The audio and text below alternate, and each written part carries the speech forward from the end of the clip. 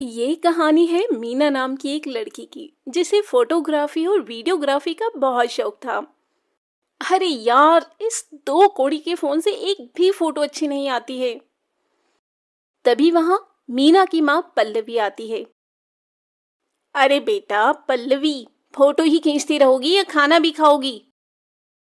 अरे माँ, मैंने आपसे कितनी बार कहा है कि मुझे एक कैमरा दिलवा दो, लेकिन आप तो मेरी सुनने को ही तैयार नहीं है।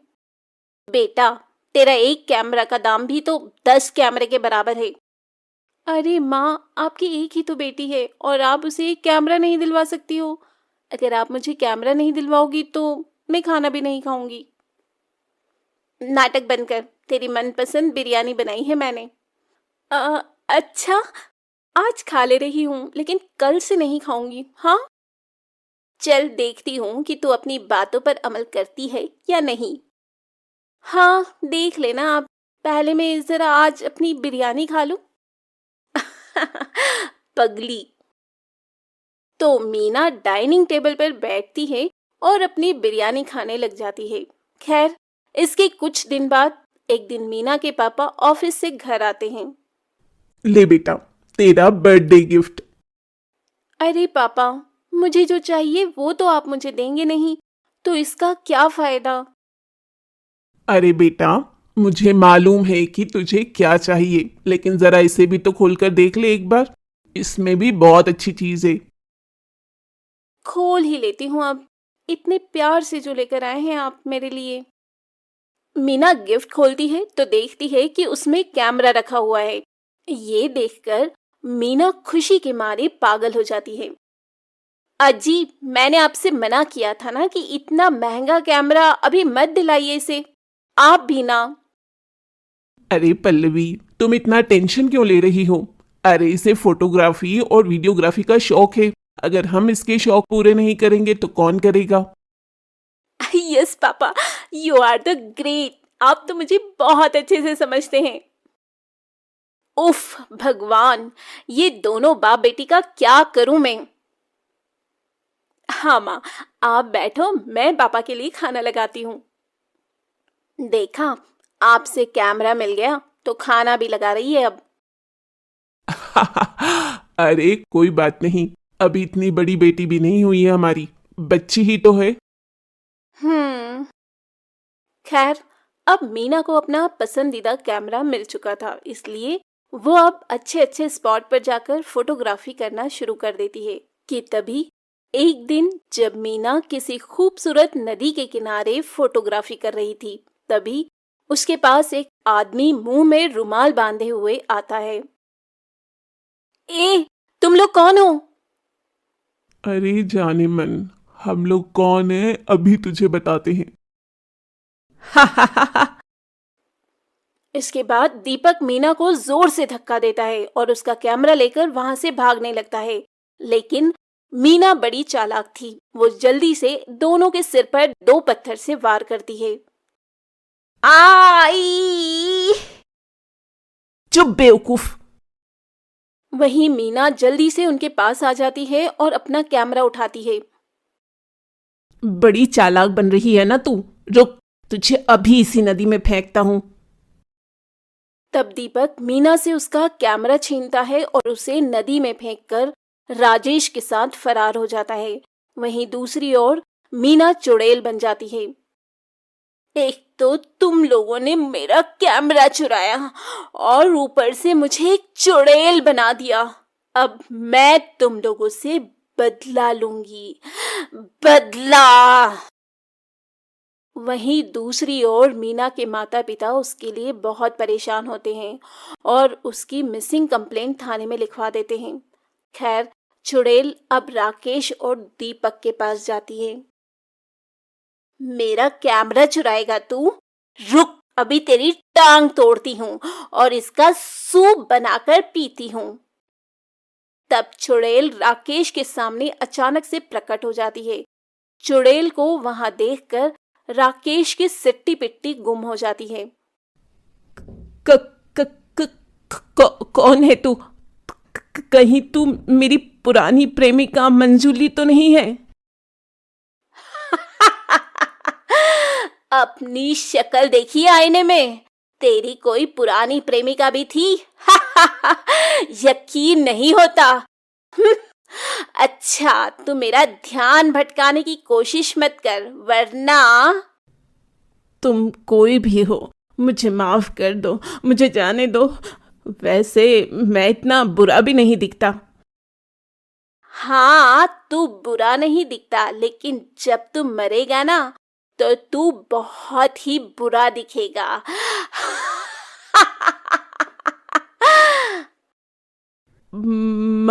मरेगा मतलब?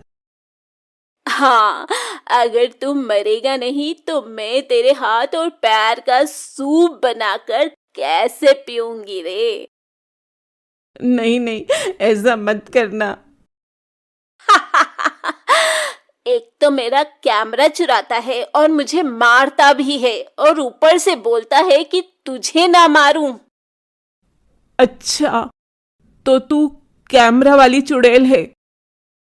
हाँ। तब इसके बाद चुड़ैल राजेश के हाथ पैर तोड़ देती है और उसे मार डालती है।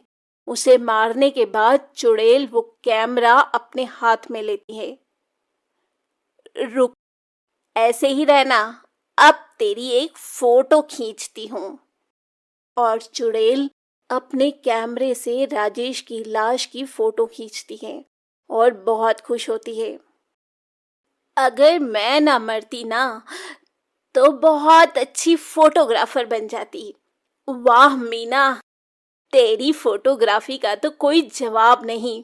सोच रही हूँ, अब से मैं बुरे लोगों को ऐसे ही मारूंगी और उनकी ऐसे ही तस्वीर लूंगी।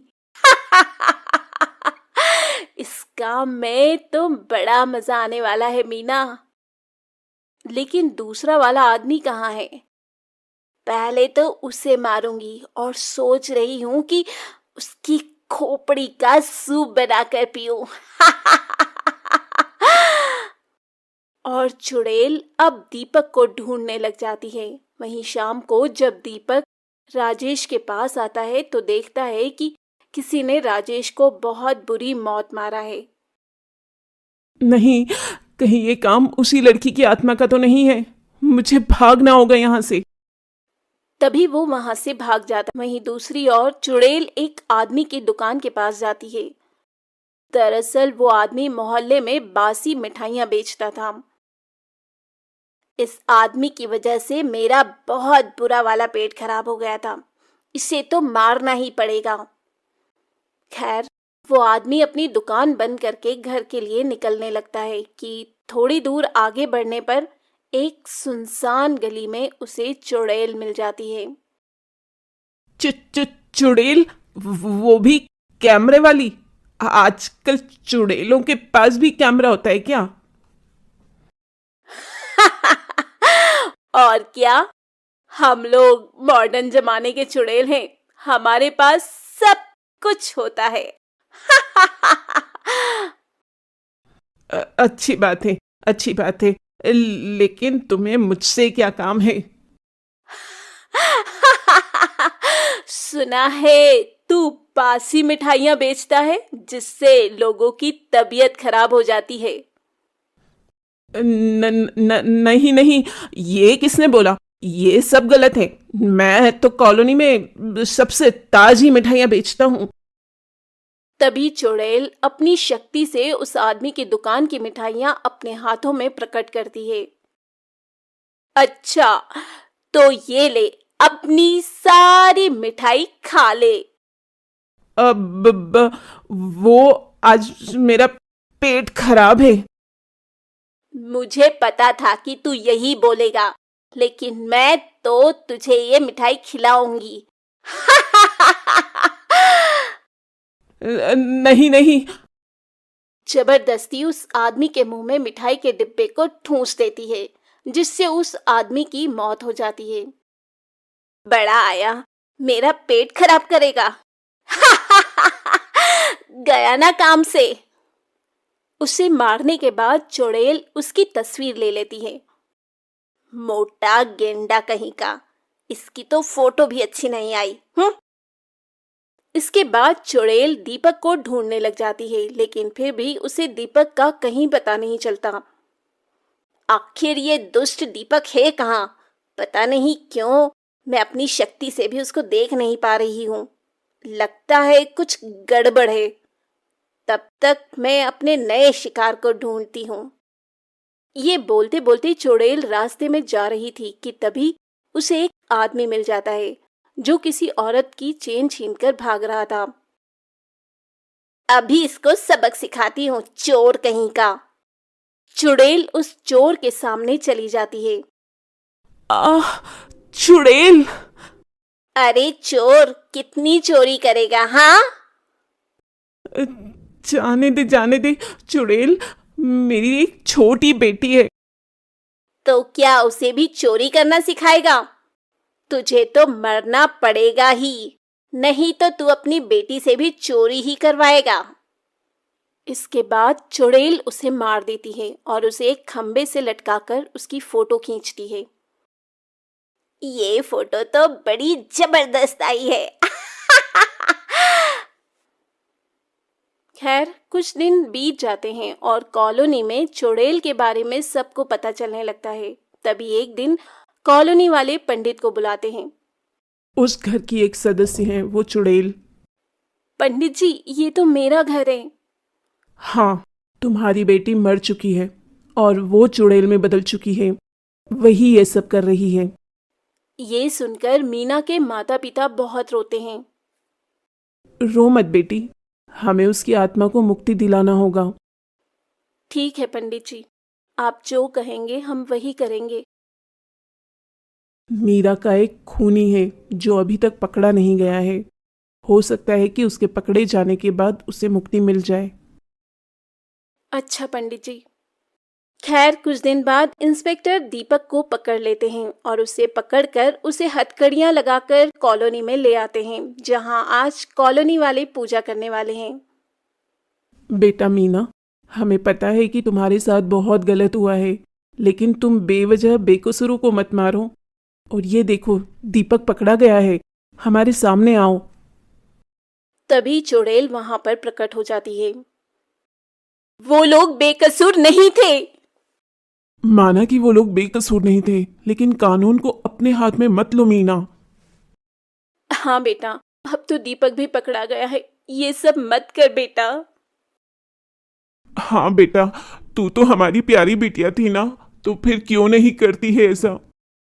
इस तरह सभी लोग उसे बहुत समझाते हैं। ठीक है माँ पापा, मैं अब से किसी को भी नहीं मारूंगी, लेकिन इस दीपक को भी नहीं छोड़ूंगी। अलविदा। इतना कहने के बाद चुड़ैल दीपक को अपने साथ हवा में उड़ाकर ले जाती है और जाते जाते ऊपर से कॉलोनी वालों की फोटो भी खींच लेती है। ये फोटो देखकर मैं आप सबको बहुत याद करूंगी। वहीं चुड़ैल दीपक को अपनी दुनिया में ले जाकर उसे क्षण भर में मार देती है और इस तरह चुड़ैल का बदला पूरा हो जाता है।